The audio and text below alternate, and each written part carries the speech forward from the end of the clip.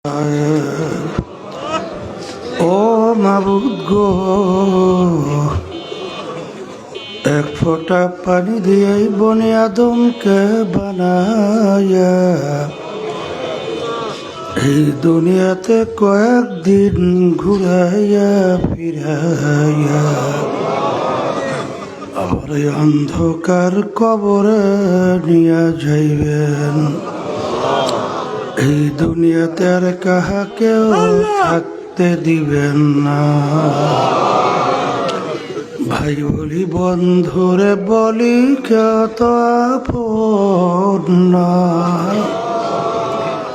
ভাবিয়া চিন্তা করিয়া দেখিলাম মাওলা, ওই অন্ধকার কবরে আপনি ছাড়া কেহ আপন হবে না। ربنا آتنا في الدنيا حسنة وفي الآخرة حسنة وقنا عذاب النار رب ارحمهما كما ربياني صغيرا سبحان ربك رب العزة عما يصفون وسلام على المرسلين والحمد لله رب العالمين وعليكم السلام ورحمة الله وبركاته الحمد لله الحمد لله نحمده ونستعينه ونستغفره ونؤمن به ونتوكل عليه ونعوذ بالله من شرور أنفسنا من يهده الله فلا مضل له ومن يضلله فلا هادي له ونشهد أن لا إله إلا الله وحده لا شريك له ونشهد أن محمدا عبده ورسوله أما بعد فأعوذ بالله من الشيطان الرجيم بسم الله الرحمن الرحيم ألف لام ميم ذلك الكتاب لا ريب فيه هدى للمتقين الذين يؤمنون بالغيب صدق الله العلي العظيم الحمد لله ওকে এবার বাইরের শব্দ এত বাড়াই লোকা বাইরের শব্দ কমায় দাও। কি যে শুরু করছে এগুলো যে বয়ানই করা যায় না বর্তমানে। এবারে এক ধরনের শব্দ রাখ, বাইরের শব্দ কমায় দাও। এই মাদ্রাসা থেকে 5 জন ছেলে হাফেজ হয়েছে, বলে আলহামদুলিল্লাহ। ওদেরকে পাগড়ি দেওয়া হইতেছে। ওই মোহাম্মদ মাহফুজুর রহমান পিতা আব্দুল বারি কই পাগড়ি কই ছাত্র কই আসো, তোমরা যা করো না, আসো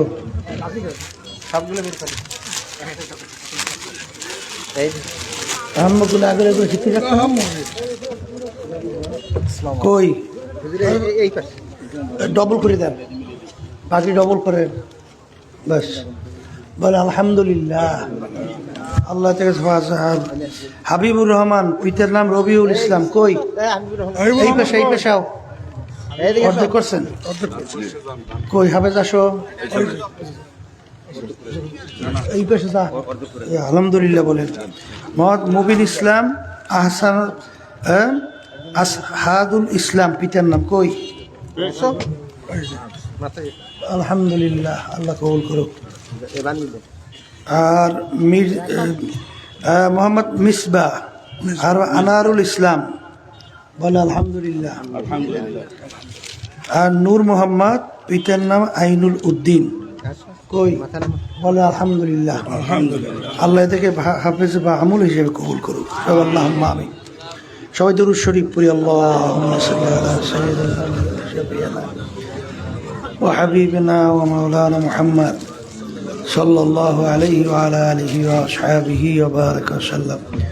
اللهم صل على سيدنا ونبينا شفيعنا وحبيبنا ومولانا محمد صلى الله عليه وعلى آله وأصحابه وبارك وسلم.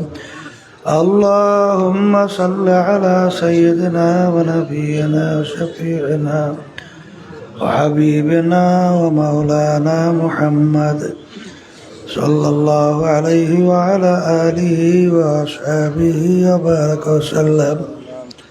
শুকরিয়া আদায় করতেছি মহান রব্বুল আলমিনের দরবারে। রব্বুল আলমিন ফিতনা ফাসাদের যুগে ঠান্ডার মধ্যেও কষ্ট স্বীকার করে দ্বীনি মজলিসে আসার বসার, দ্বীনি আলোচনা করার, শোনার তৌফিক আল্লাহ দান করছেন। শুকরিয়া তান সবাই বলি আলহামদুলিল্লাহ। অনেক লোকের কানে মাহফিলে দাওয়াত পৌঁছার পরেও অনেকের সুযোগ থাকা সত্ত্বেও মাহফিলে আসে নাই। আবার তালাশ করলে দেখবেন বহু দূর থেকে কষ্ট স্বীকার করে আমার অনেক ভাইরা এই মাহফিলে পাগলের মতো সুইটে চলে আসছে। মাং জাদ্দা ওয়াজাদা, যে যে জিনিস পাওয়ার জন্য চেষ্টা করে ওই জিনিসে পাইয়াও যায়। দাদাজান আব্বাজান চরমনের জমিনে ঘুমায় আস। আমার আব্বাজান বলতেন, দিনী মাহফিলে প্রথম থেকে শেষ পর্যন্ত থাইকা বাড়ি বিদায় হয়ে চলে গেলে আমল নামার মধ্যে কম পক্ষে হলেও 50 লক্ষ নেকি এর কম জমা হতেই পারে না। নিয়াত যাদের সহি, আল্লাহকে রাজি খুশির উদ্দেশ্যে যারা আসছেন, আল্লাহ রাব্বুল আলামিন তাদের আমল নামার মধ্যে লক্ষ লক্ষ নেকিও দান করবে। যারা মুসলমান ইমানদার তারা তো বিশ্বাস করবে এবং গুরুত্বও দিবে। আল্লাহ রাসূল সাল্লাল্লাহু আলাইহি ওয়াসাল্লাম একটা নেকির গুরুত্ব বোঝাতে যাইয়া অহুদ পাহাড়কে ইঙ্গিত করে বলছিলেন, পুরা পাহাড়টা যদি স্বর্ণের হয়ে যায় এর যত মূল্য হবে তুলনা ছাড়া একটা নেকির মূল্য অনেক বেশি। একটা নেকির প্রয়োজন সম্পর্কে আল্লাহ রাব্বুল আলামিন কুরআনুল কারীমের ভিতরে বলছেন, ফামান ইয়া'মাল মিসকালা যাররাতিন খায়রান ইয়ারাহ ওয়া মান ইয়া'মাল মিসকালা যাররাতিন শাররান ইয়ারাহ। রব্বুল আলামিন বলছেন, যাররা পরিমাণ তোমার যদি নেকি থাকে তার ফল তুমি ভোগ করতে পারবে, আর যাররা পরিমাণ যদি গুনাহ থাকে তার ফলও তোমার ভোগ করা লাগবে। যাররা কাকে বলে? একটা কাপড় ধুইয়া নেগড়াইয়া রোদের ভিতরে ঝাড়া দিলে লক্ষ লক্ষ রেণু রেণু দেখা যায়, ওই এক একটা রেণুকে বলা হয় যাররা। এই পরিমাণ গুনাহ যদি থাকে, এই পরিমাণ নেকের অভাব যদি থাকে, তাহলে তার শাস্তি এবং তার ফল পাওয়া যাবে। কিয়ামতের ময়দানে একটা নেকির জন্য কেউ যদি ঠেকা বাজে, সারা কিয়ামতের ময়দানে ঘুইয়া একটা নেকি সংগ্রহের সুযোগ আছে? বলে কেন নাই? আল্লাহ রাব্বুল আলামিন কিয়ামতের ময়দানের অবস্থানটা বুঝাতে যাই আল্লাহ বলছেন, ইয়াউমা ইয়াফিরুল মারউ মিন আখিহি ওয়া উম্মিহি ওয়া আবিহি ওয়া সাহিবাতিহি ওয়া বানিহি লিকুল্লি ইমরিইম মিনহুম ইয়াউমা ইযিন শা'নুন ইউগনি। আল্লাহ রাব্বুল আলামিন বলছেন, কিয়ামতের ময়দানটা এত ভয়াবহ হবে, মা পর্যন্ত সন্তানের পরিচয় না দিয়া সন্তান থেকে মা ভাইগে যাবে। পরিচয় তো দূরের কথা, নেকি দেওয়া তো দূরের কথা, পরিচয় দেবে না। কে বলছেন? বলেন কে বলছেন? ওই মুহূর্তে কেউ কাউকে নেকি দেবে চিন্তাও করা যায়? যায়? এখন কথা হলো নেকি সংগ্রহের জায়গা কোথায়? বলেন দুনিয়াতে। কোথায়? আবার বলেন, যারা আজকে মাহফিলে আসছেন, নিয়ত যাদের সহি, আল্লাহ যদি কবুল করে লক্ষ লক্ষ নাকি আমল নামায় দান করবে। তাহলে আমরা যারা মাহফিলে আসছি, জিতছি না ঠকছি? বলেন জিতছি। আর যারা আসে নাই বলেন। এখন আপনারা আমি তো বলে জিতছি আর ঠকছে, কিন্তু এক শ্রেণীর বর্তমানে মুসলমানের ঘরে জন্মগ্রহণ করিয়া মুসলমানও দাবি করে, কিন্তু তারা আমাদের এই কথা শোনার পরে হাসাহাসি করে, টিটকারি মারে। আসলে নাই? টিটকারি মাইরে একজন আর একজনের গায়ে ডইলে ডইলে হাসতে হাসতে পড়ে। কথা ঠিক কিনা? ওরা বস্তুবাদী নাস্তিকের দল। কথা ঠিক কিনা? ওরা বলে যা দেখি না দু নয়নে বিশ্বাস করি না গুরুরও বচন। অর্থাৎ বলতে চায় দেখিও না বিশ্বাসও করি না। বলেন নাউজুবিল্লাহ। যদি জিজ্ঞাসা করেন তোরা দেখো না বিশ্বাস করো না, যদি আপনি জিজ্ঞাসা করেন তুই জ্যান্ত মানুষ না মরা মানুষ, উত্তর দেবে কি জ্যান্ত মানুষ। তাহলে জ্যান্ত মানুষ অর্থ কি? তার ভিতরে রূহ আছে না নাই? কি রূহ আছে? তাহলে তোমার রূহটা কি কালা না নীলা না ধলা না লম্বা না সেপটা না গোল? দেখছে কে? কে কেউ দেখছে? তাহলে না দেখে সে বিশ্বাস করে নাই আমার ভিতরে রূহ আছে? আসতে বলে কি বিশ্বাস করছে? তাহলে যেই মাওলা আপনার আমার ভিতরে গোপনে রূহ রাইখা আপনাকে আমাকে হাঁটাইতে চলাইতে কথা বলাইতে পারে, সেই মালিক তোমাকে আমাকে গোপনে কবরে রেখে আযাব দিতে পারে না? আসতে বলে পারে কি পারে না? এরপরে আমার বাজানদেরকে বলবো, ভালো মন্দ বোঝার জন্যে আল্লাহ রাব্বুল আলামিন আপনাকে আমাকে ব্রেন দান করছে, জেহেন দান করছে। কথা ঠিক কিনা? রাস্তার ভিতরে গোবর ভরিয়ে আছে, ধারে কাছে কোনো গরু নাই, কিন্তু আপনি যখন গোবর দেখবেন তখন আপনার ব্রেন কি কয়? এখান থেকে একটা গরু গেছে। গরু দেখছেন? কিন্তু এই গোবর দেখা আপনার ব্রেন বলছে এখান থেকে একটা গরু গেছে। ঠিক এই 18,000 কমবেশি মখলুকাত আল্লাহ সৃষ্টি করছেন। এই বিশাল আসমান, এই জমিন, এই 18,000 কমবেশি মখলুকাত, এই সূর্য, এই চন্দ্র, এই গাছপালা, তরুলতা, মাছ, কত ধরনের সৃষ্টি আছে না নাই? তখন আপনার ব্রেন ওইটা দেখেই বলবে এর একজন সৃষ্টিকর্তা আছে। কথা ঠিক না বেঠিক? এই মাইক্রোফোনটা আমি কথা বলছি, মাইক্রোফোনটাকে এখানে আপনি আপনি আসছে না কেউ নিয়ে আসছে? এটা আপনার আমার ব্রেন বলে না? তাহলে বোঝা গেল এত বিশাল প্রকৃতি, আসমান জমিন, এত মাখলুকাত, একে আপনি আপনি হয়েছে না কেউ বানাইছে? তখন আপনারা আমার ব্রেন কি বলবে? একজন সৃষ্টিকর্তা আছে। কথা ঠিক না বেঠিক? এরপর আল্লাহ রাব্বুল আলামিন ভালো মন্দ বোঝার জন্য আপনাকে আমাকে ব্রেন দান করছে।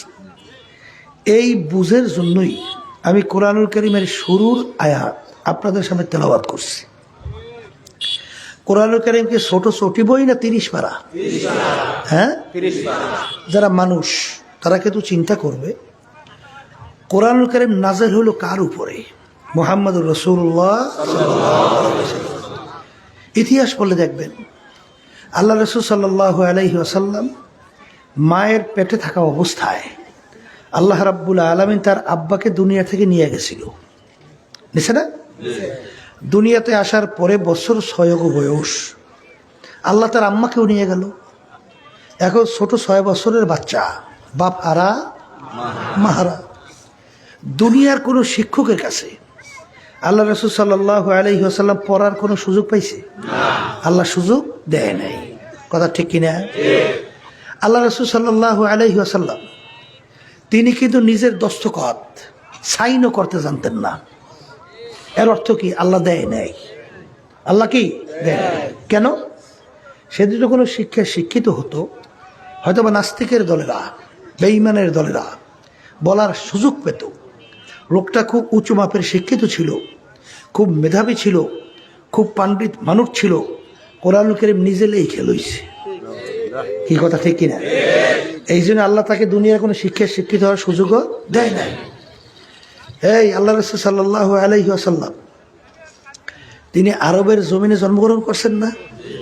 আরবের কাফেররা আরবি ভাষী, কোরআনুল কারীম নাযিল হলো কোন ভাষায়? আরবি ভাষায়। তাই কাফেরেরা কি কোরআনুল কারীম বুঝতো কি বুঝতো না? বুঝতো। তা আমি আপনাদের সামনে যে প্রথম আয়াত শরীফ তেলাওয়াত করছিলাম, আয়াতের ভিতরে আল্লাহ কি বলছেন? যালিকাল কিতাব লা রাইবা ফিহি। এই যে কিতাব দেখো, এর ভিতরে ভুল সন্দেহ বলতে কিছু নাই। আচ্ছা, আরবের কাফেররা ভুল বের করার জন্য চেষ্টা করে নাই? আর একটু আসতে বলেন। করছে? ভুল বের করতে পারছিল? পারে নাই। বরঞ্চ যারাই কোরআনুল কারীম নিয়ে ভুল বের করার চেষ্টা করছে, তারাই কালিমা পড়ে মুসলমান হয়ে গেছে। এই কথা ঠিক না বেটা? তাহলে আল্লাহ রাব্বুল আলামিন তার রসুলের উপরে কোরআনুল কারীম 30 পারা নাযিল করলেন। তার শুরুতে চ্যালেঞ্জ হিসাবে আল্লাহ বললেন, যালিকাল কিতাব লা রাইবা ফিহি। এই ভিতরে কোনো ভুল সন্দেহ বলতে কিছু নাই। এই 1500 বছর হয়ে গেল। এই 1500 বছরের মধ্যেই ইসলামের শত্রু দুনিয়া থেকে যায় নাই? বর্তমানে আছে না? এরা কোরআন করে যে ভুল বের করতে পারছে? আর একটু আসতে বলেন। এখনো চ্যালেঞ্জের আয়াত কি নাই? হ্যাঁ, আমার আব্বাজান বলতেন যে নাস্তিকের দলেরা, কাফেরের দলেরা, হে ইসলাম বিদ্বেষী চক্ররা, তোদের সঙ্গে আমাদের কোনো ঝগড়াও নাই, মারামারিও নাই, কাটাকাটিও নাই, তোরা সবাই একত্রিত হও। এরপর পারলে কোরআনুল কারীমে বেশি নেই একটা ভুল বের করে দেখাও। কিন্তু ভুল বের করতে পারছে? মনে করছেন চেষ্টা বুঝি করে নাই? হ্যাঁ, এই যাইয়ে দেখবেন নরসিংদী পাঁচদোলা, সেখানে রাস্তার ভিতরে সাইনবোর্ড লাগানো আছে, ভাই গিরিশ চন্দ্র সেনের বাড়ি, হিন্দু। আচ্ছা, হিন্দুদের ধর্ম কি ইসলাম? আচ্ছা, ইসলাম না। তাহলে সে কিন্তু কোরআনুল কারীমের নাকি 30 পারার অর্থ লেখছে। তাহলে সে কোরআনুল কারীমের ভিতরে রিসার্চ করছে? কথা বলেন না কেন? আচ্ছা, এরপরে খ্রিস্টানদের ভাষা কি আরবি না ইংরেজি? কথা বলেন। ইংরেজি। ওরা আরবি ভাষার উপরে এত পাণ্ডিত্য অর্জন করছিল যে ভাষা ঠিক করার জন্যে, ইংরেজি ভাষা ঠিক করার জন্য বলা হয় ডিকশনারি, বাংলা ভাষা ঠিক করার জন্য ব্যাকরণ, আর আরবি ভাষা ঠিক করার জন্য বলা হয় লোগাত। এই বড় বড় যে লোগাতগুলো, আল মানজেদ, আল কামুস, এই বড় বড় লোগাতগুলোর লেখক কিন্তু খ্রিস্টানরা। আচ্ছা বলেন তো, ওদের ভাষা ইংরেজি, ওদের আরবি ভাষার উপরে এত পাণ্ডিত্য অর্জন করা দরকার কি ছিল? ওই যে যালিকাল কিতাব লা রাইবা ফিহি, এই যে কিতাব, এর ভিতরে ভুল সন্দেহ বলতে কিছু নাই। তো ওরা দেখছে ভুল বের করা যায় কিনা। পারছে? পারছে? আচ্ছা, এখনো তো ইসলামের শত্রু দুনিয়াতে নাই, আছে? তারা কি ভুল বের করতে পারছে? বরঞ্চ যখন তারা কোরআনুল কারীম রিসার্চ করে দেখে কোরআনুল কারীমের সঙ্গে যা যা আলোচনা আছে সব মিলে যায়। আল্লাহ রাসূল সাল্লাল্লাহু আলাইহি ওয়াসাল্লাম জন্মগ্রহণ করছে মরুভূমি, আরবে গেছেন না? কি মরুভূমি না? পাথর বালি, কথা ঠিক কিনা? ধারে কাছে কোনো পানি আছে? খাল বিল আছে? নদী সাগর আছে?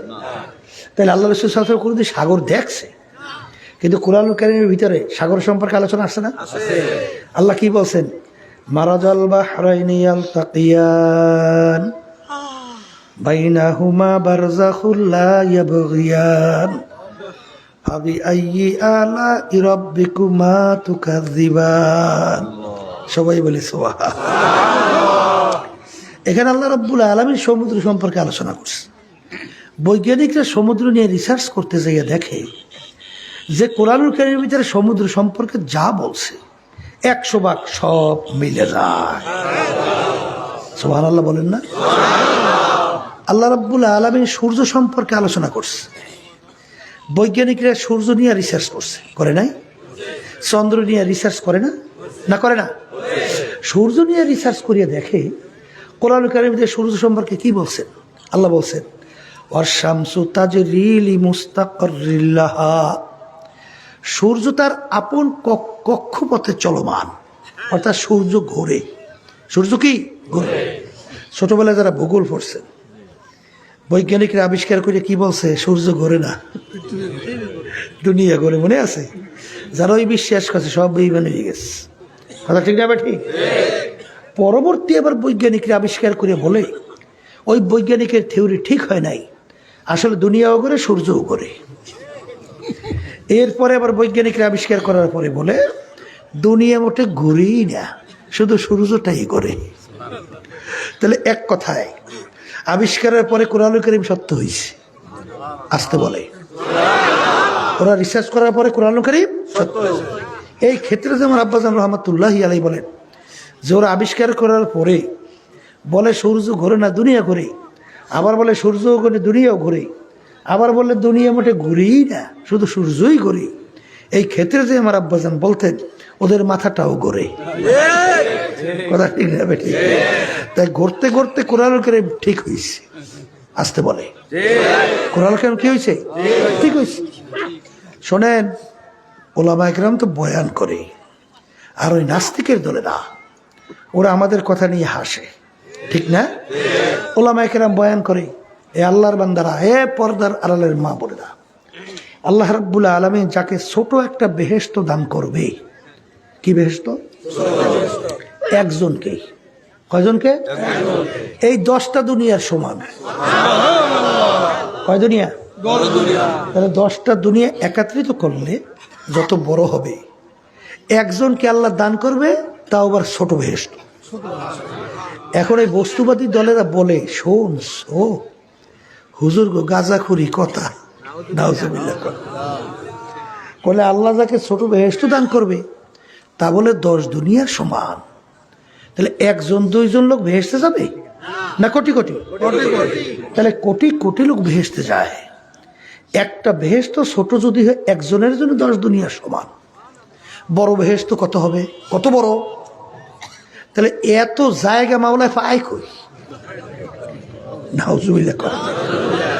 কি কথা সহজ না? আসতে কয়। কিন্তু বর্তমান আল্লাহর রহমতে আপনাদের দোয়ায় এই বৈজ্ঞানিক যুগে জাগার অভাব নাই। আলহামদুলিল্লাহ বলেন না? কিছুদিন আগে আমেরিকার মহাকাশ নিয়ে রিসার্চ করে নাসা। কারা? এই নাসা মহাকাশ নিয়ে রিসার্চ করতে যাইয়া কিছুদিন আগে আকাশের ভিতরে একটা গর্তের সন্ধান পাইছে। কি সন্ধান? বলেন। গর্তের। এই গর্তের মুখটা কত বড় তা জানেন? বৈজ্ঞানিকরা বলতেছে এই সূর্যটা যে আমরা দেখতেছি, এই সূর্যটা নাকি দুনিয়ার থেকে 13 লক্ষ গুণ বড়। কত লক্ষ? 13 লক্ষ গুণ বড়। আর ওই যে গর্তের সন্ধানটা মহাকাশে পাইল, ওই গর্তের সন্ধানটা কত বড়, ওরা বিবরণ দিয়ে যায় বলে যে এইরকম 30,000 কোটি সূর্য। কত? এইভাবে 30,000 কোটি সূর্য একসঙ্গে ওই গর্তের মুখের ভিতরে ঢুকাই দেওয়া যায়। এখন বলেন তো ওই গর্তের মুখটা কত বড়? এইরকম 30,000 কোটি সূর্য একাত্রে যদি করা হয়, যত বড় হবে ওই গর্তের মুখের ভিতরে একসঙ্গে ঢুকে যাওয়া যায়। তাও বলে ছোট গর্ত, এর চেয়ে বলে বড় বড় গর্তের সন্ধান পাওয়া যায়। এখন আল্লাহ যদি ঘোষণা করতেন যাকে ছোট বেহেশত দেব 100 দুনিয়ার সমান, আমার মালিকের জায়গা আছে না? আর ওটা আসতে বলে আছে। এরপর আমার বাজানদেরকে বলবো, এ দুনিয়ার পাগল যারা হয়েছে, এ মরবেন না এরকম আছেন কেডা কেডা? মরণ লাগবে, আসতে কয়।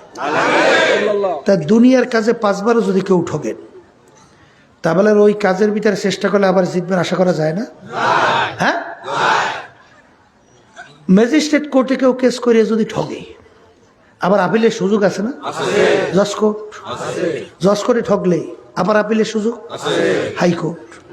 সেখানে যদি কেউ ঠকে আবার আপিলের সুযোগ, সুপ্রিম কোর্ট সিঙ্গেল বেঞ্চ। সেখানে যদি কেউ ঠকে সুপ্রিম কোর্ট ফুল বেঞ্চ। সেখানে যদি কেউ ঠকে তাইলে প্রেসিডেন্ট কোর্ট। সেখানে ঠকলে আন্তর্জাতিক কোর্ট। এরকম ধাপ ভাই ধাপ। অনেক আপিলের সুযোগ আছে না নাই? কিন্তু হে মরণ্য কবরের যাত্রীরা, একবার যদি কেউ দুনিয়া থেকে বিদায় নিয়ে কবরে যাও, দ্বিতীয়বার কিন্তু দুনিয়াতে আসার সুযোগ আর নাই। আসতে বলে আছে? কেউ আসতে পারছে? পারবে কোনোদিন? তাহলে আখেরাতের নেকি সম্বল কামাই করার জায়গা কোথায়? বলেন মুখ খুলে দুনিয়াতে। আবার সবাই মুখ খুলে বলেন দুনিয়াতে। ওই বলছিলাম একটা নেকি ঠেকা বাজলে কিয়ামতের ময়দানে মা পর্যন্ত পরিচয় না দিয়ে ভাগবে। তাহলে অন্য কে দেবে এরকম আশা করা যায়? হ্যাঁ। তাহলে এই জন্য আমার বাজানদেরকে বলবো, যারা নাকি এই দুনিয়ার মুহে পইরা, সম্পদের পিছনে পইরা, ক্ষমতার পিছনে পইরা, দল দলের নেতা নেত্রীর পিছনে পইরা আখেরাতের স্থায়ী জিন্দিগি যারা ধ্বংস করতেছেন, আমি বলবো আপনাদের কপাল পুড়ে গেছে। কপাল কি পুড়ে গেছে? কারণ একবার যদি কেউ কবরে যাইয়া ঠগো, আর দ্বিতীয়বার তো দুনিয়াতে এসে আপিল করিয়া সুযোগ আর তা নাই। এই আলোচনার মাধ্যমে কি বুঝলেন? কোরআন কারীম সত্য। আমি আসতে বলছি, আপনারা একটু আসতে বলেন। সত্য? হ্যাঁ। তাই কোরআন কারীম যদি সত্য হয়, ওই সত্য কোরআন কারীম থেকে আমি আপনাদেরকে শুনাই। আল্লাহ রাব্বুল আলামিন বলেন, ফারিকুন ফিল জান্নাতি ওয়া ফারিকুন ফিস সাঈর। মরার পরে আমি মানুষগুলোকে দুইটা ভাগে ভাগ করব। কে বলছেন? বলেন আল্লাহ। কে বলছেন? এই মরার পরে মানুষ কয় দল হইবে? কয় ভাগে?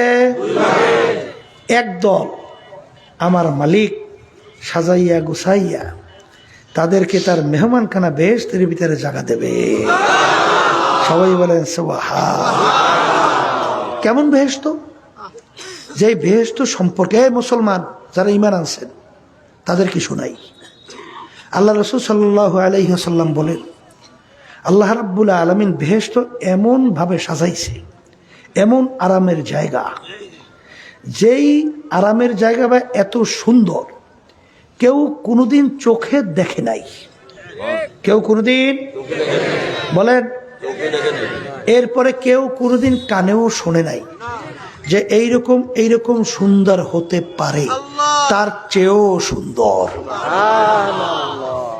এরপরে কেউ কোনোদিন কল্পনাও করতে পারে নাই এরকম সুন্দর হতে পারে, তার চেয়েও সুন্দর। কে বলছে? আল্লাহ রাসূল সাল্লাল্লাহু আলাইহি ওয়াসাল্লাম। কথা ঠিক না ভাই? ঠিক। আর ওই বালাখানা বেহেশতের মধ্যে একবার যদি কেউ ঢোকে, আর কোনোদিন বের করা হবে না। আর কোনোদিন। এখন আল্লাহর কাছে দোয়া করেন, মালিক আপনি আমার জন্য, আমাদের সবার জন্য আপনি ফেরদাউস বেহেশত কবুল করেন আল্লাহ, আমাদের জন্য নসিব করেন আল্লাহ। কথা ঠিক কিনা? আর এক শ্রেণী মানুষ আল্লাহ রাব্বুল আলামিন কোরআনুল কারীমে বলেন, ওয়া আম্মা মান খাফফাত মাওয়াজিনুহু ফাহুয়া ফি ঈশাতির রাদিয়া ওয়া আম্মা মান খাফফাত মাওয়াজিনুহু ফাউম্মুহু হাওিয়া ওয়া মা আদরাকা মা হিয়া নারুন হামিয়া। আল্লাহ রাব্বুল আলামিন বলছেন, কিয়ামতের ময়দানে আমি মানুষগুলোকে উঠাইয়া তাদের আমলনামা দাড়ি পাল্লাই দিয়ে ওজন দেব। কিতে ওজন দেবে? যাদের গুনার পাল্লা ভারী, নেকের পাল্লা হালকা, তাদের জন্য আমি ফেরেশতাদেরকে হুকুম করব। কি হুকুম করব? ওই সত্য কালামের ভিতরে আল্লাহ বলেন, ফাগুল্লুহু, ফেরেশতাদেরকে আল্লাহ হুকুম করবেন, ওদেরকে বাঁধো। ওদেরকে বাইন্দা কি করবেন? আল্লাহ ওই সত্য কালামের ভিতরে বলতেছেন, মিওয়ারাইহিম জাহান্নাম, বাইন্দা ওদেরকে ফিক্কা জাহান্নামে ফেলাইয়া দাও। জাহান্নাম কেমন? বলে শাস্তির জায়গা। কিসের জায়গা? কেমন শাস্তির জায়গা? আল্লাহ রাসূল সাল্লাল্লাহু আলাইহি ওয়াসাল্লাম বলেন যে এত ভয়াবহ শাস্তি কেউ কোনোদিন দেখে নাই, কানেও শোনে নাই, কল্পনাও করতে পারে নাই, তার চেয়েও কঠিনের চেয়ে কঠিন শাস্তি। কথা ঠিক না? ঠিক। এখন আমার ভাইদেরকে বলবো, পর্দার আড়ালে মা বোনরা যারা শুনতেছেন, আমরা এখানে যারা আসছি এই ঠান্ডার মধ্যে সব কাজ ফেলাইয়ে তুইয়া, আমাদের উদ্দেশ্য কি? জাহান্নাম থেকে বাঁচবো, বেহেশতে যাব। আসতে বলে কথা ঠিক না? ঠিক। এই কি করা লাগবে? জাহান্নাম থেকে বাঁচা লাগবে, বেহেশতে যাওয়া লাগবে। কথা ঠিক। এখন বেহেশতে যাইতে হইলে দুইটা কাজ করা লাগবে। বলেন কয়টা? বলেন, মুখ খুলে বলেন। আমি বলি না, ওই সত্য কালামের মধ্যে আল্লাহ রাব্বুল আলামিন বলছেন, ইন্নাল্লাযীনা আমানু ওয়া আমিলুস সলিহাত কানাত লাহুম জান্নাতুল ফিরদাউসি নুজুলা। দুইটা কাজ। কয়টা? এক নম্বর বলেন ঈমান আনা লাগবে। প্রথম কি? বলেন মুখ খুলিয়া।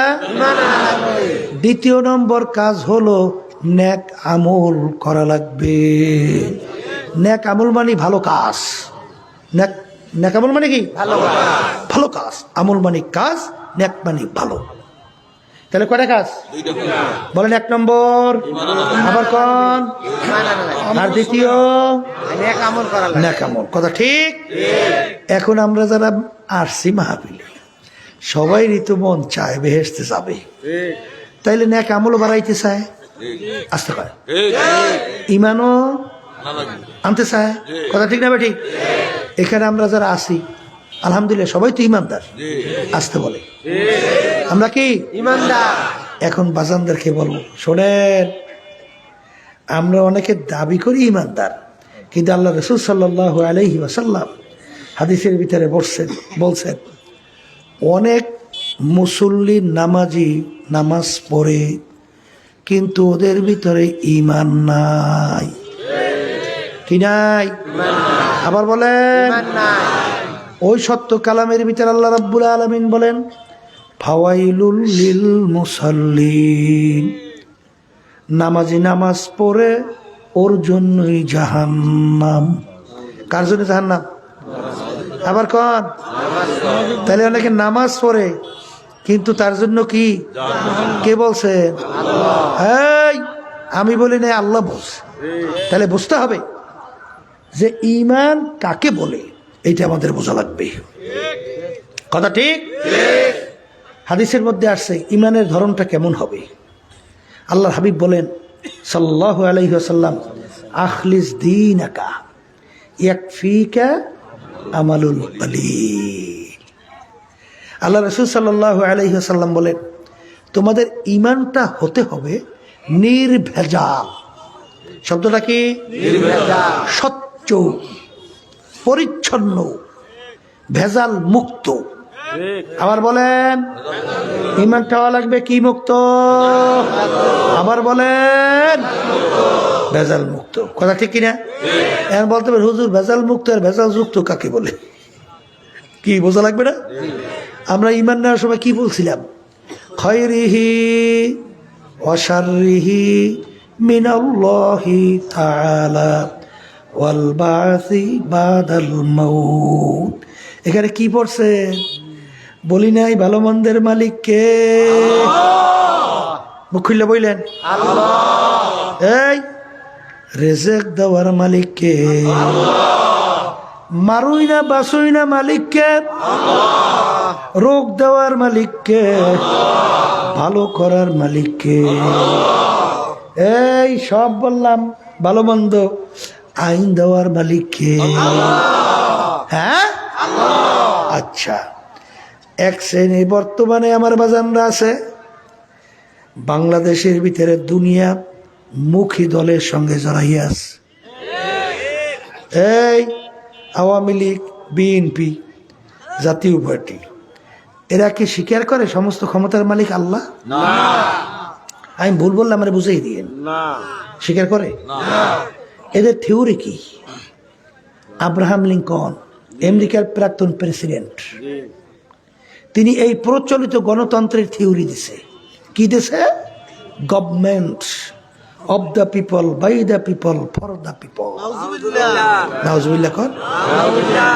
তিনি এক কথায় বুঝাতে চায় সমস্ত ক্ষমতার মালিক জনগণ। আচ্ছা বলেন তো, যদি এই কথা কেউ স্বীকার করে সমস্ত ক্ষমতার মালিক জনগণ, এখন আপনি উত্তর দেন, তার ইমান একেবারে কামেল, পাকাপুক্ত, ভেজাল মুক্ত, কি যুক্ত? হ্যাঁ, আমরা যারা ইমান আছে কি বলছি? বাইদা আল্লাহ, ফরদা আল্লাহ, অবদা আল্লাহ। সমস্ত ক্ষমতার মালিক কে? হ্যাঁ, আরে এখন হয়েছে কি? সমস্ত ক্ষমতা মালিক জনগণ। এখন ইমান ভেজাল যুক্ত হয়েছে না ভেজাল মুক্ত হয়েছে? হ্যাঁ, এখন ভালো করে বোঝেন।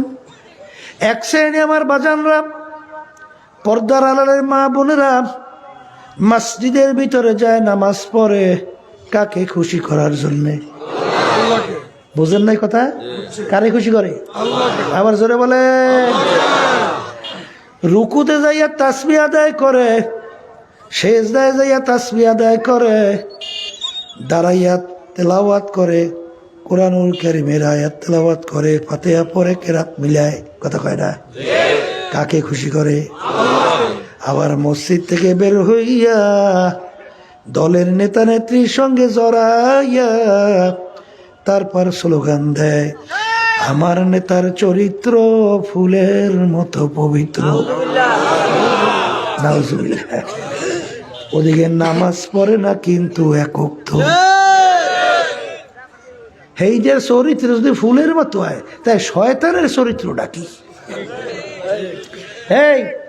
এই বাংলাদেশের মধ্যে কেউ রাগ করবেন না, বোঝার চেষ্টা করেন, বুঝের জন্য মাহবি। রাগ করবেন আমার সঙ্গে? রাগ করিয়েন।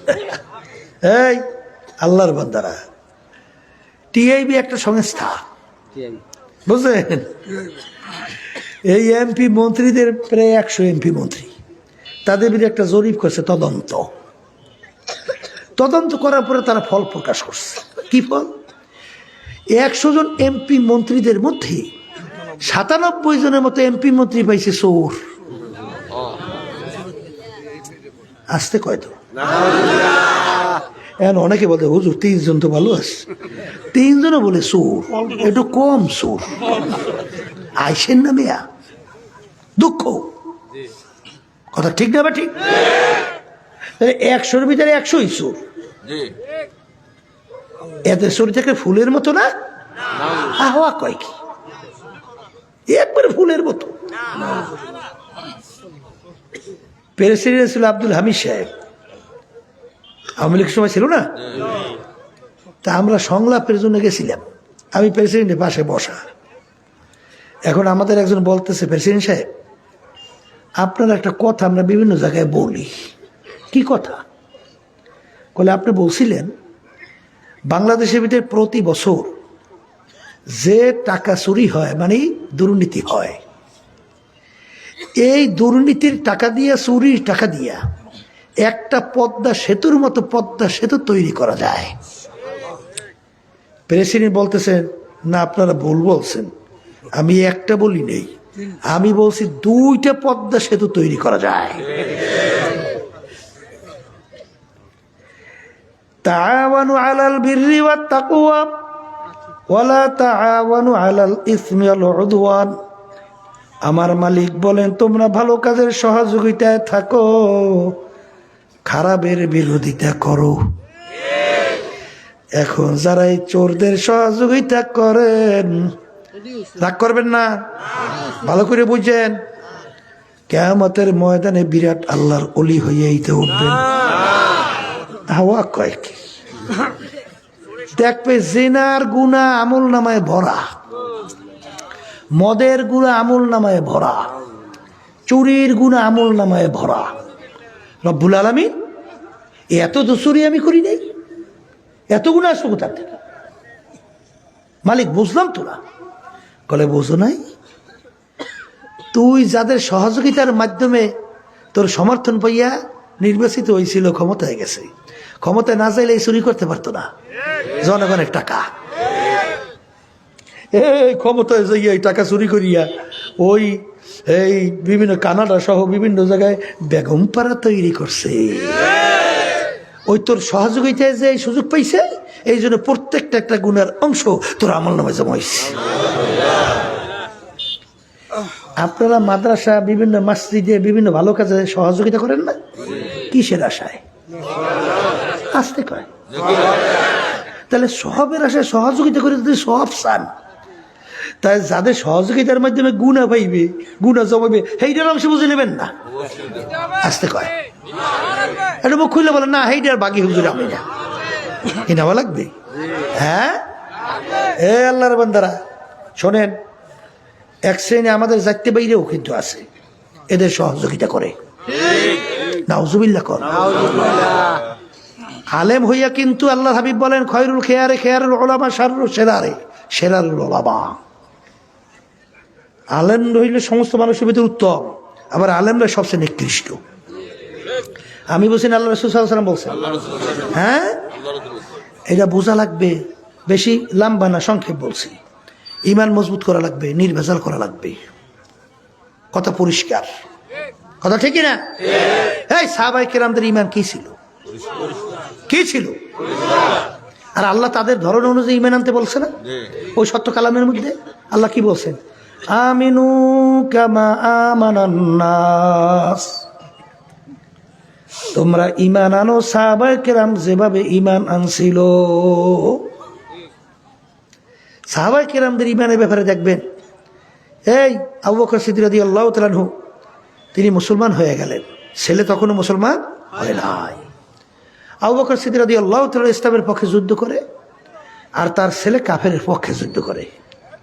পরে ছেলে মুসলমান হয়ে গেছে। এখন বলতেছে, আব্বাজান অমুক যুদ্ধে এমন কায়দায় আপনি আমার সামনে পড়ছিলেন, ইচ্ছা করলে আপনাকে আমি কতল করতে পারতাম, কিন্তু যেহেতু আপনি আমার আব্বা, এই জন্য আপনাকে আমি কতল করিনি। আবু বকর সিদ্দিক রাদিয়াল্লাহু তাআলা আনহু বলেন, হে আমার ছেলে শোনো, আমি খোদার কসম করে বলছি, ওই সময় যদি তুমি আমার সামনে পড়তে, সঙ্গে সঙ্গে তরবারি দিয়া তোমার মাথাকে আমি দ্বিখণ্ডিত করে ফেলতাম। কারণ তখন তুমি আমার আল্লাহর শত্রু, তখন তুমি ইসলামের শত্রু, তুমি আল্লাহর নবীর শত্রু, তুমি মুসলমানদের শত্রু, আমারও শত্রু। আর বর্তমানে এক শ্রেণী আমার বাজানরা আছে, শোনেন, ইমান ধরনটা বোঝা লাগবে। আল্লাহ হাবিব সাল্লাল্লাহু আলাইহি ওয়াসাল্লাম যখন এক আল্লাহর উপরে ইমান আনার দাওয়াত এবং ওদের অন্যায়ের বিরুদ্ধে আল্লাহর হাবিব যখন বলতেছিলেন, কাফেররা একত্রিত হইয়া আল্লাহর হাবিবের কাছে প্রস্তাব নিয়ে গেছে তিনটা। কয়টা বলেন? তিনটা পুরস্কারের ঘোষণা। এক নম্বর, মুহাম্মদ সাল্লাল্লাহু আলাইহি ওয়াসাল্লাম, এই তুমি এক আল্লাহর উপরে ইমান আনার দাওয়াত দাও, এতে আমাদের জন্য কোনো সমস্যা নেই, কিন্তু আমাদের কার্যক্রমের বিরুদ্ধে তুমি কিছু বলবা না। এতটুকু যদি তুমি মানতে পারো, তাহলে তোমার জন্য 3 পুরস্কার ঘোষণা। 1 নম্বর, আরবের ভিতরে সবচেয়ে বড় ধনী তোমাকে বানিয়ে দেব। 2 নম্বর, আরবের তোমাকে নেতা বানিয়ে দেব। 3 নম্বর, আরবের সবচেয়ে সুন্দরী মেয়েটা তোমার জন্য বিবাহের ব্যবস্থা করব। আল্লাহ রাসূল সাল্লাল্লাহু আলাইহি ওয়াসাল্লাম কাফেরদের প্রস্তাব মানছে?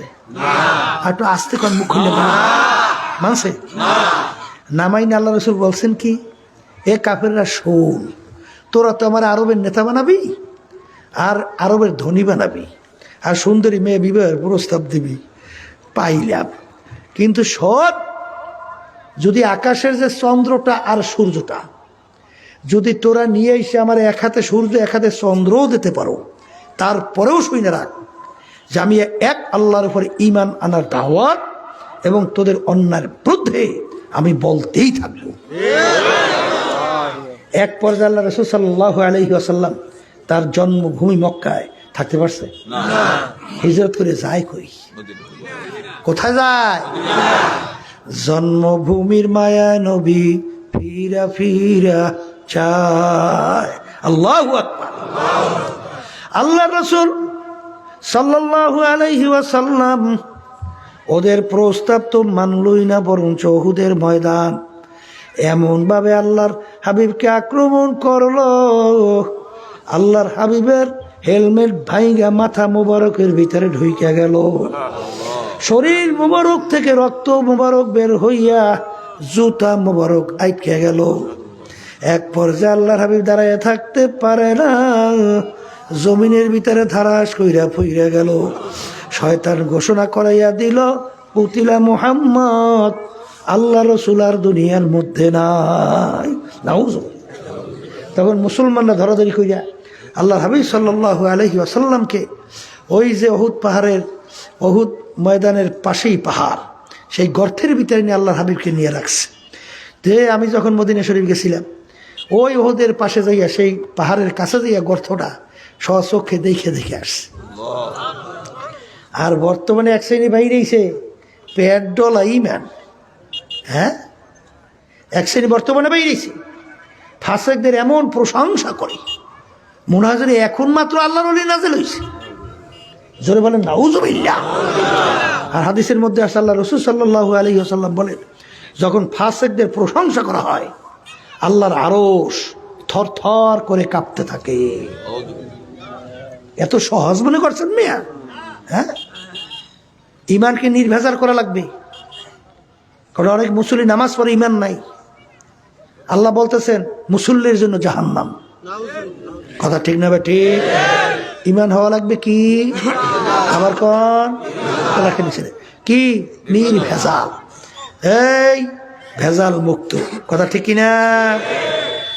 ভেজাল মুক্ত ইমানটা কি? আমরা জিকির করি না ভোরে বিকেলে বৈশা, এই তরিকার যে পাশে ঔষধ, এই ইমানকে মজবুত করার জন্যে আর নেক আমলকে বাড়াবার জন্যে। কথা ঠিক না ঠিক? আমরা সকাল সন্ধ্যায় বৈশা যখন মাথা ডান দিকে ঘুরাইয়া টান দেইলা, কি টান দেন না? দেন না? লাভ হইল যখন মাথা ডান দিকে ঘুরায়, তখন কি খেয়াল করি না? লামানে কি কি নাই? আমার পীরগিরি নাই, আমার মুফতিগিরি নাই, আমার মুহাদ্দিসগিরি নাই, আমার চেয়ারম্যানগিরি নাই, আমার এমপিগিরি নাই, আমার মেম্বারগিরি নাই, আমার টাকার গরম নাই, আমার ক্ষমতার গরম নাই, আমার বংশের গরম নাই, আমার শিক্ষার গরম নাই, আমার অমুক টমুক টমুক সমুক টমুক সভাপতি সেক্রেটারি গরম নাই, নাই নাই নাই ইল্লাল্লাহ, আল্লাহ বাদে কেহ মাবুদ নাই, লা মাহবুবা ইল্লাল্লাহ, লা মাশুকা ইল্লাল্লাহ, লা মাতলুবা ইল্লাল্লাহ, লা মাশুকা ইল্লাল্লাহ, লা ইলাহা ইল্লাল্লাহু মুহাম্মাদুর রাসূলুল্লাহ। উজানি কারি ইব্রাহিম সাহেব রহমাতুল্লাহ আলাইহি তিনি বলতেন, বাজান তুমি যখন লা বইলা মাথা ডান দিকে ঘুরাও, তরবারি লাল হাতের ভিতরে নিয়া খেয়াল করো কলবের ভিতরে তোমার গায়রুল্লাহ ভরা, আমার পীরের গরম ভরা, মুফতির গরম ভরা, টাকার গরম ভরা, চেয়ারম্যান মেম্বারগিরি এমপিগিরি ভরা, এই সভাপতি সেক্রেটারি বড় বংশ শিক্ষার গরম, সব গায়রুল্লাহকে কলব থেকে ফালাও। নাই নাই নাই নাই আল্লাহ বাদে কেহ মাবুদ নাই, হর তমন্না दिल से रुखसत हो गई, अब तो आजा अब तो খেলওয়াত आ गई। এক আল্লাহর ওলি বলেন, মালিক তুমি এখন আমার কলবের দিকে একটু তাকাইয়া দেখো, আমার কলবের ভিতরে এখন পীরের গরম নাই, মুফতির গরম নাই, টাকার গরম নাই, ক্ষমতার গরম নাই, বংশের গরম নাই, শিক্ষার গরম নাই, নাই নাই নাই আল্লাহ বাদ কেহ মাবুদ নাই। এ আল্লাহর বান্দারা, এরকম দিলকে গায়রুল্লাহ থেকে কি করা লাগবে? জোরে বলেন, কি করা লাগবে? খালি করা লাগবে। কথা ঠিক না বেঠি? এই জন্য আমার বাজানদেরকে বলবো, ক্ষমতার মালিক আল্লাহ। আবার জোরে বলেন, আইন দেওয়ার মালিক, রিজিক দেওয়ার মালিক, বাসুইনা মারুইনা মালিক। এই আওয়ামী লীগ কইছিল না, ক্ষমতা থেকে যদি যায় তাই লক্ষ লক্ষ একদিনে মারা পড়বে। শুনছিলেন শুনছিলেন শুনছিলেন কি কইতে চাইছি? মারুইনা মালিক ক্ষমতা না, বাসাইনা মালিক ক্ষমতা, আর মারুইনা মালিক ক্ষমতা না থাকা। এখন আল্লাহ কি মারুইনা বাসুইনা মালিক আছে? আসতে কয় ওদের কথায় আছে? আসতে কয় আছে? তাই যদি না থাকে, দেখেন অবস্থাটা কি, ইমানের অবস্থা কি? বেকায়দা না? বেকায়দা না? আসতে কয় কি বেকায়দা না? এই জন্য আর বাজানদেরকে বলবো, পর্দা আলে মা বোনরা তারা শুনতেছেন, ইমান কি করা লাগবে? নির্ভেজাল। বলেন বলেন কি? এরপরে কি করা লাগবে বলছি? দ্বিতীয় কাজ বলেন, নেক আমল। নেক আমল মানে ভালো কাজ। জোরে বলেন, কি কাজ? এখন ভালো কাজ নিয়ে কিন্তু সমাজে ঝগড়া আছে। কি আছে না নাই? আমরা সর্বনাই আলাদা বলি, এই কাজটা ভালো, এই কাজটা খারাপ। কথা ঠিক কিনা?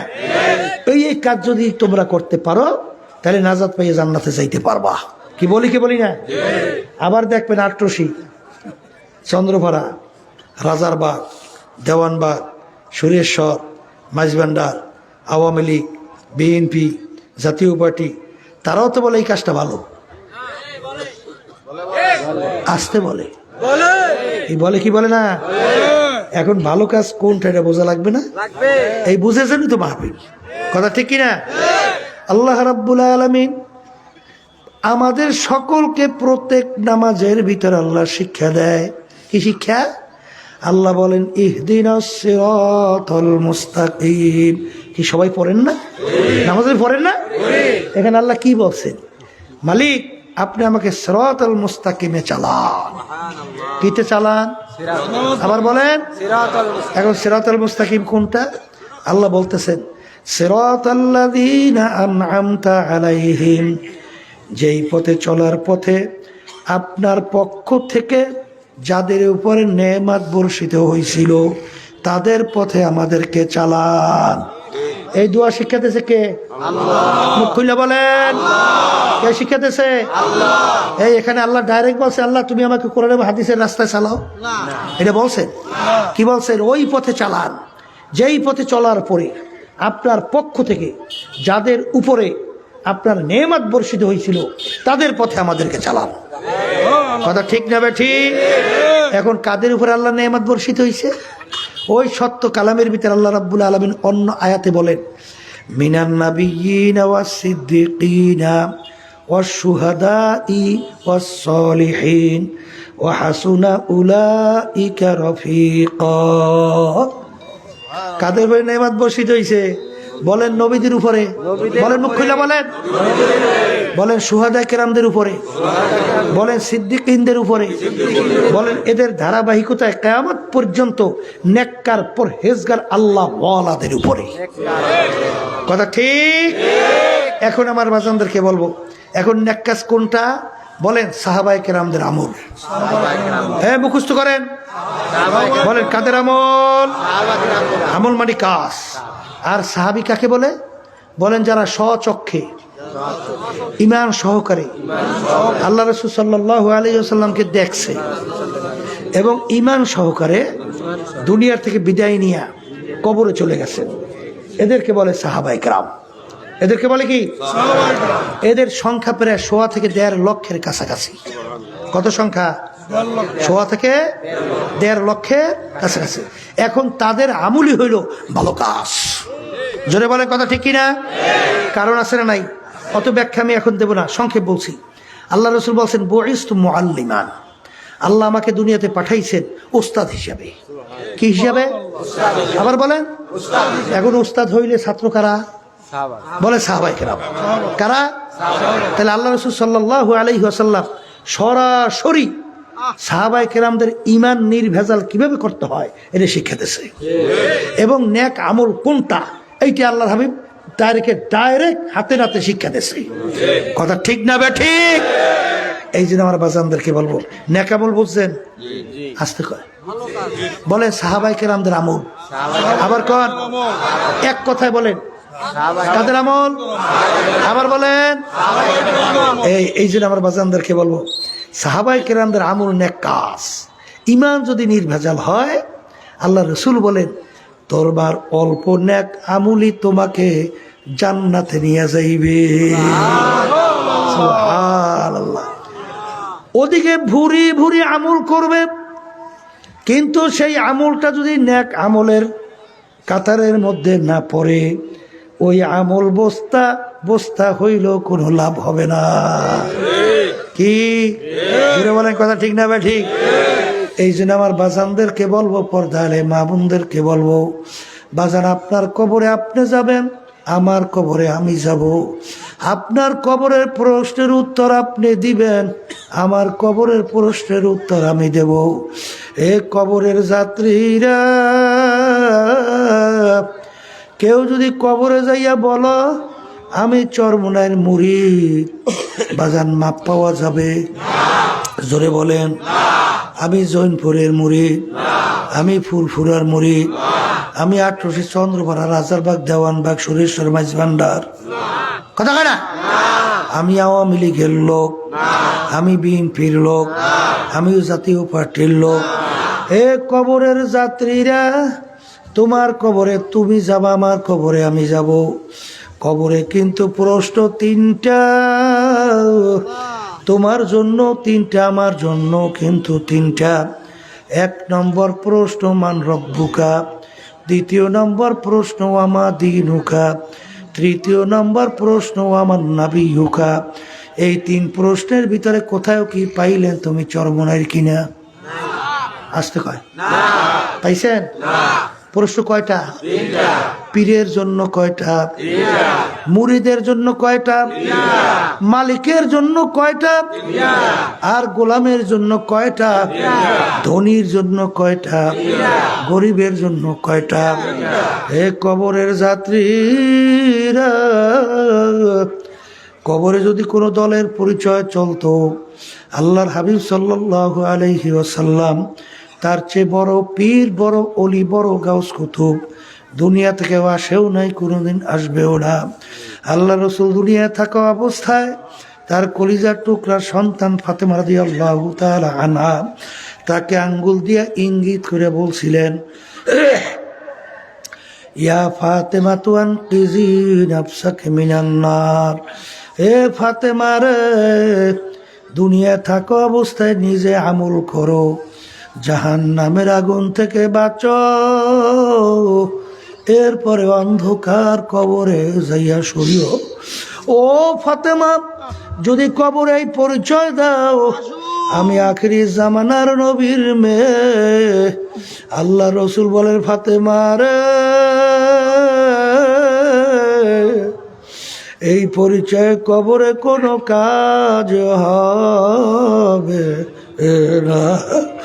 এ কবরের যাত্রীরা, আল্লাহ রসুল যদি তার মেয়ের ব্যাপারে কবরে কোনো নাজাতের গ্যারান্টি দিতে না পারে, বাজার এমন কোন পীর আছে, এমন কোন দল আছে, এমন কোন দলের নেতাত্রী আছে যে তোমাকে আমাকে নাজাত করাইয়া জান্নাতে নিতে পারবে? জোরে বলো, পারবে? এ কবরের যাত্রীরা, একদিন ফজরের পরে আয়েশা সিদ্দিকা রাদিয়াল্লাহু তাআলা আনহা, খাদিজাতুল কুবরা রাদিয়াল্লাহু তাআলা আনহা, তিনি বৈশাখ কান্দে। ফাতেমা রাদিয়াল্লাহু তাআলা আনহা আল্লাহর হাবিবকে বলেন, আব্বা জান, আম্মা কান্দে। আল্লাহর হাবিব যাইয়া দেখে খাদিজাতুল কুবরা রাদিয়াল্লাহু তাআলা আনহা তিনি কান্দে। আল্লাহ রসুল বলে, খাদিজা রে, তুমি কেন কান্দো? তোমার কান্না তুমি থামাও। খাদিজাতুল কুবরা রাদিয়াল্লাহু তাআলা আনহা বলে, হে আল্লাহর রাসূল, আমি খাদিজা চিন্তা ভাবনা কইরা দেখলাম, আমি দুনিয়ার ভিতরে যদি কোনো বিপদে পইরা যাই, আমার বিপদ থেকে উদ্ধার করার জন্য বাজারে আমার মেয়ে ফাতেমা দৌড়ে আসে, অন্য সবাই দৌড়ে এসে আমার বিপদ থেকে উদ্ধার করে। কিন্তু আমি চিন্তা ভাবনা কইরা দেখলাম, আমি খাদিজা যদি কবরে বিপদে পইরা যায়, ওই কবরে তো আমার কেউ নাই, ওই কবরে আমাকে কে বিপদ থেকে উদ্ধার করবে? এই কবরের চিন্তায় আমি খাদিজা কান্দি। আল্লাহর হাবিব বলে, খাদিজা কান্না থামাও। হে আল্লাহর রাসূল, কান্না থামাবো, শর্ত মানা লাগবে। খাদিজা বলো কি শর্ত? বলে, আমি যদি আপনার আগে দুনিয়া থেকে বিদায় নিয়ে কবরে রওনা করি, আপনার জামা মোবারক দিয়া আমার কাপনের কাপন পরানো লাগবে। কারণ আপনার জামা মোবারক যদি আমার গায়ের সঙ্গে লাইগা থাকে, কবরের মাটি আমাকে চাপ দিতে সাহস হবে না। হে আল্লাহর রাসূল, আমার কবরের প্রশ্নের উত্তর আপনার দিয়া দেওয়া লাগবে। দুনিয়া থেকে বিদায় হওয়ার পরে, কবর দেওয়ার পরে সবাই চইলা গেল, আল্লাহ রাসূল সাল্লাল্লাহু আলাইহি ওয়াসাল্লাম অপেক্ষা করে। সময়ের পর সময় যায়, আল্লাহর হাবিব তো সরাসরি সব দেখতেন, দেখে কবরে কোনো প্রশ্নও নাই, কোনো উত্তরও নাই। আরে আল্লাহ রাব্বুল আলামিন জিজ্ঞাসা করে, হাবিবি গো, আপনি এখানে কেন অপেক্ষা করেন? মালিক, খাদিজার কবরের প্রশ্নের উত্তর দেওয়ার জন্যে। আল্লাহ রাব্বুল আলামিন, হাবিব গো, লাগবে না, লাগবে না, আমার খাদিজার কবরের প্রশ্নের উত্তর আমি স্বয়ং রব্বুল আলামিন নিজে দিয়া দিলাম। এ দুনিয়াদার পাগল আমার বাবারা, হে পর্দার আড়ালের মা বোনেরা, হে কবরের যাত্রীরা, বড় লোক আমার বাবারা, হে আরাম প্রিয় বাবারা, হে পর্দার আড়ালের মা বোনেরা, কোরআনুল কারীম কিন্তু সত্য। অল্প বয়সে আল্লাহর হাবিবের দাড়ি মোবারক পাইকা গেল, পিঠ মোবারক গুজা হয়ে গেল। আরে সাহাবায়ে কেরাম জিজ্ঞাসা করে, হে আল্লাহর রাসূল, এত অল্প বয়সে আপনার দাড়ি মোবারক কেন পাইকা গেল? আপনার পিঠ মোবারক কেন গুজা হয়ে গেল? আল্লাহর হাবিব বলেন, ও আমার সাহাবারা, আমি রাসূল যা দেখি তোমরা তো তা দেখো না। আমি রাসূল যা শুনি তোমরা তো শোনো না। আমি রাসূল যা জানি তোমরা তো জানো না। আল্লাহ রাব্বুল আলামিন যারা 5 ওয়াক্ত ঠিকমতো নামাজ পড়ে না, যারা ঠিকমতো রমজান মাসের রোজা রাখে না, যারা হজ ধনী হওয়ার পরে হজ যাকাত আদায় করে না, যারা হারাম হালাল তমিজ কইরা পার্থক্য কইরা খায় না, চলে না, যারা আমার তরিকা অনুযায়ী চলে না, তাদের ব্যাপারে কোরআনুল কারীমের মধ্যে আমার মালিক যে আযাবের ঘোষণা দিয়েছে, ওই 1 সেকেন্ডের আযাব সহ্য করার শক্তি দুনিয়ার কোনো মানুষের নাই। আমি চিন্তায় চিন্তায় আমার দাড়ি পাইকা গেল, আমার পিঠ গুজা হয়ে গেল, আমার উম্মত কিভাবে ওই জাহান্নামের আগুনে জ্বলবে, এই চিন্তায় চিন্তায় আমি রসুলের দাড়ি পাইকা গেল, আমার পিঠ গুজা হয়ে গেল। এ কবরের যাত্রীরা, আল্লাহর হাবিব কিন্তু তার নিজের চিন্তায় দাঁড়িয়েও পাকে নাই, পিঠ মোবারকও গুজা হয় নাই। তোমার আমার চিন্তায় তার দাড়ি মোবারক পাকলো, পিঠ মোবারক গুজা হইল। এই কবরের যাত্রীরা, প্রিয় আমার বাবারা, দুনিয়ার সাধারণ আগুনের ভিতরে একটু আঙ্গুল ঢুকাইয়া দেখো, কয় মিনিট কয় সেকেন্ড ওই আগুনে আঙ্গুল রাখতে পারবা? দেখ পায় 1 মিনিট আঙ্গুল রাখার শক্তি দুনিয়ার কোনো মানুষের নাই। হে মুসলমান, আল্লাহ রাসূল বলছেন বিশ্বাস করা লাগবে। আল্লাহর হাবিব বলেন, হে আমার উম্মতেরা, দুনিয়ার আগুনের চেয়ে 70 গুণ তেজের আগুন, জাহান্নামের আগুন। ওই আগুনের ভিতরে কিভাবে জ্বলবা চিন্তা করিয়া তারপর কবরে রওনা কইরো বাজান। কারণ একবার যদি কবরে যাইয়া কেউ ঠগ, দ্বিতীয়বার আইসা জিতবার কিন্তু আর আশা নাই। ওই জাহান্নামের আগুন সম্পর্কে আমার মালিক সত্য কোরআনুল কারীমের ভিতরে ঘোষণা করছেন, নারুল্লাহিল মুকাদাতুল্লাতি তাত্তালিউ আলাল আফইদা। জাহান্নামের আগুন এমন তেজের আগুন হবে, শরীরের যে কোনো জায়গায় লাগার সঙ্গে সঙ্গে ওই আগুন যাইয়া কলিজা পর্যন্ত পয়সা হবে। আল্লাহ আপনি আমাকে আমাদের সবাইকে মাফ করিয়া দিয়ে। কি যাতনা বিষে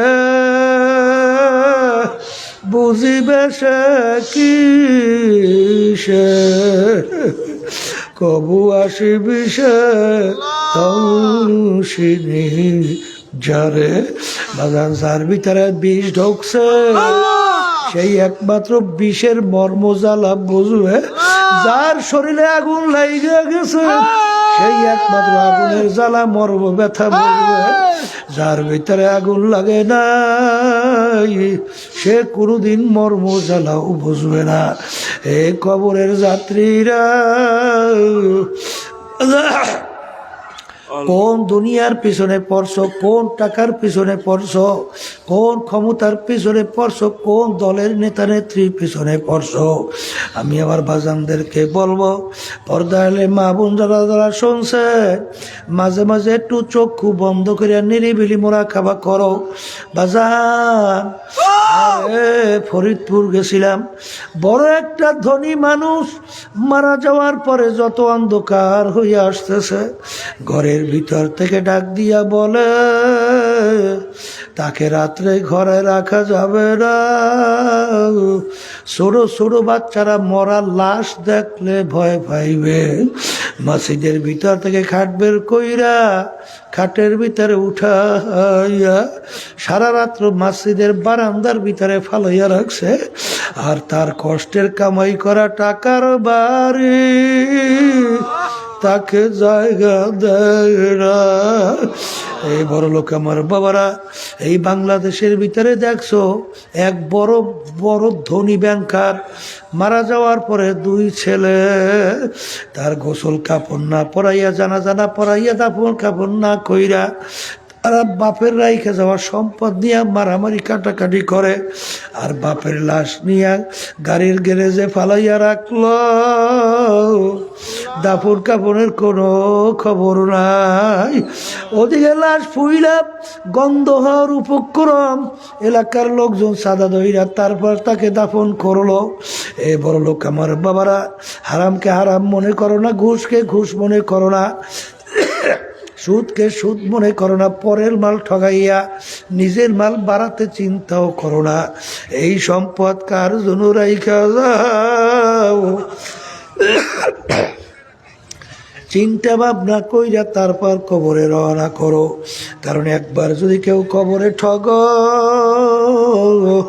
দ্বিতীয়বার দুনিয়াতে এসে আপিল কইরা জিতবার কিন্তু আর আশা নাই। বাজার আজকেও আমি কুড়িগ্রাম থেকে আসলাম, যেই মাঠে মাহফিল হইতেছে ওখানে কুড়িগ্রামে ঘুঘু মুন্সি ঘুমাইয়া রয়েছে। বাজার চরমোনাই মুজাহিদ ছিল। বলেন আল্লাহু আকবার। দুনিয়ার থেকে বিদায় নিয়ে কবরে যাওয়ার পরে বাজার নদীর ভাঙ্গরে যখন তার কবর ভাঙা গেল, 32 বছর পরে বাজার নদীতে যখন কবর ভেঙে গেল, কাপড়ের কাপড় সহ আনাম তাজা লাশ বের হয়ে আসলো। কাপড়েরও কিছু হয় নাই। এ দুনিয়াদার পাগল আমার বাবারা, কোন দুনিয়ার যুক্তি আছে? মার্কিন কাপড় মাটির সঙ্গে লাইগা রইল, 32 বছর পর্যন্ত কাপড়েরও কিছু হয় নাই। যারা কাপড় টান দিয়া দেখছে তারা মন্তব্য করছে এমন শক্ত মনে হয় যেন নতুন কাপড় গায়ে লাগাইছে। বাজান একজন আমাকে বলে, হুজুর মুখ থেকে কাপড় সরাইয়া দেখছি ওই যে 32 বছর আগে যে দাড়িতে মেহেন্দি লাগাইছে এখনো লাল চকচক চকচক করতেছে। হুজুর, এ কবরের যাত্রীরা, এ পর্দালে মা বোনেরা, কি কোন দুনিয়ার পিছনে পড়িয়া জীবন শেষ করতেছো বাজার? আর যত ঘটনা মাঝে মাঝে কবরে কাপড়ের কাপড় সহ লাশ তাজা দেখা যায় বাজার। নেককার পরহেজগার আল্লাহওয়ালা ছাড়া কিন্তু দেখা যায় না। আবার কত কবরে আগুন দেখা যায়, সাপ দেখা যায়, নাফরমানের চেহারা শুয়ারের চেহারা হইরা পইরা বাজার। আমি সেদিন কারো চরমনাইতে 8000 গ্রামের পাশে, সেখান থেকে 8000-এর ভিতর থেকেই গেলাম। সেখানে কিছু লোক বাজান কয়েক বছর পূর্বে আমি লঞ্চ গাড়ি এক দোকানের ভিতরে বসা, আইসা বলে, হুজুর এক মহিলা মারা গেল, খুব খারাপ চরিত্রের প্রকৃতির ছিল। হুজুর ওর কবরের ভিতরে এমন আযাব শুরু হইয়া গেল, আশপাশের মানুষ ভয়তে ওখান থেকে পালাইয়া গেল। বাজান কয়েকজন এসে আমাকে ঘটনা শোনায়, যত দুর্ঘটনা কবরের মাঝে মাঝে দেখা যায় বাজান। বেনমাজি, হারামখোর, সুদখোর, ঘুষখোর বাজান সারা কিন্তু দেখা যায় না। এই জন্য আমার বাজানদেরকে বলবো, পর্দালে মা বোনদেরকে বলবো, দুনিয়া কিন্তু ক্ষণস্থায়ী, দেখতে না দেখতে শেষ হইয়া যায়। কার কখন কোন সময় ডাক আসবে তোমারও জানা নাই, আমারও কিন্তু জানা নাই। এই জন্য আমার বাজানদেরকে বলবো, বাজান খবরদার দুনিয়ার ভিতরে থাকা অবস্থায় আমরা যেন বলতে পারি কিয়ামতের ময়দানে, মালিক আমি তোমার পক্ষের লোক। যদি এরকম কেউ বলতে পারি, পক্ষের লোককে কেউ কোনোদিন বিপদে ফেলায় না। আমার মালিক ডাক দিয়ে বলবে, আয় আয়, তোদেরকে আমার কুদরতি কোলে জায়গা না দিয়া পারবো ওরা। এই যে আমার ভাইদেরকে বলো, পর্দালে মা বোনদেরকে বলবো, ইমানকে মজবুত করো, নেক আমল করো। আর ইমানকে মজবুত করার জন্যে, নেক আমল করার জন্যে আমাদের এই তরিকার নাম হলো চিশতিয়া সাবিরিয়া তরিকা। এই তরিকার 5টা ঔষধ পুরুষদের জন্য আল্লাহর কুতুবেরা রাইখা গেছে, মহিলাদের জন্য 2 ঔষধ।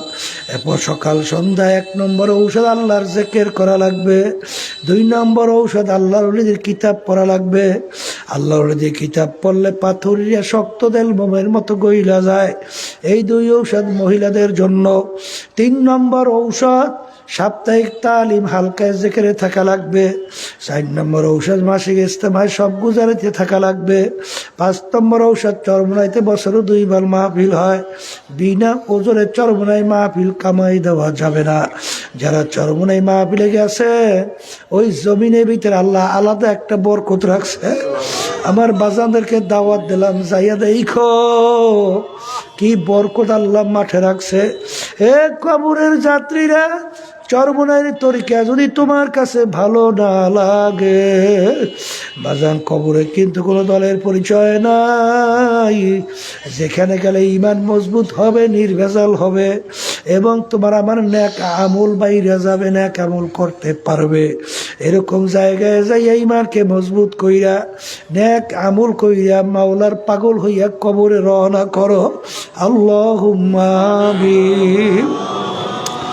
এ ঘরের মেয়ে লোকেরা হাত উঠাও, গুনার কথা মনে করো, 2 চোখের পানি ফেলাও, আর আমার মালিকের দরবারে কান্দ আর মাপ চাও। যদি কান্না না আসে, মনকে বুঝাও, রে মন একদিনে ঘরের দরজা দিয়া নতুন বউ হইয়া উঠছিল রে মন। কত মেয়ে লোকে শরবত খাওয়াইল, কত মেয়ে লোকে বাতাস করলো, আবার এমন একটা দিন আসবে এই ঘরের দরজা দিয়া মরা লাশ হইয়া বের হওয়া। ছেলে কানবে মা মা করে, মেয়ে কানবে মামা করে, জবাব তো আর দিবা না।